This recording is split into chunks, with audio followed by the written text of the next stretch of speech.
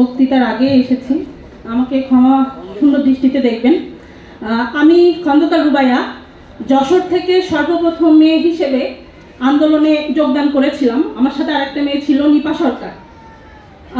কিন্তু এই যে আমাদের অনেকগুলো বক্তা বলে গেলেন যে হচ্ছে নারীদের মানে বৈষম্যহীন রাষ্ট্র চান, কিন্তু এই স্টেজে একটা মেয়ে নেই যে হচ্ছে এই আন্দোলনে সাহসী ভূমিকা রেখেছিল। কেন নেই? এখানে ব্যানার আছে, ব্যানারে মেয়েদের ছবি সামনে দেওয়া আছে, সেখানে একটা মেয়ে কেন এখানে নেই?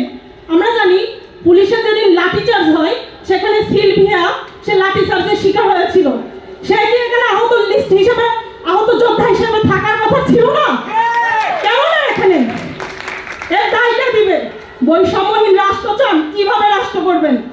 নারীদের রেখে পিছিয়ে রেখে কিভাবে বৈষম্যহীন রাষ্ট্র করবেন আপনারা? যে নারীরা সংসার থেকে বাচ্চা কাচ্চা থেকে সামনে এগিয়ে এসেছিল, ভাইদের প্রোটেস্ট করেছে, রক্ষা করেছে, সেই নারীরা কোথায় এসেছে? তার জবাব কি দিতে পারবে কেউ? এই বলে আমি আমার বক্তব্য শেষ করছি।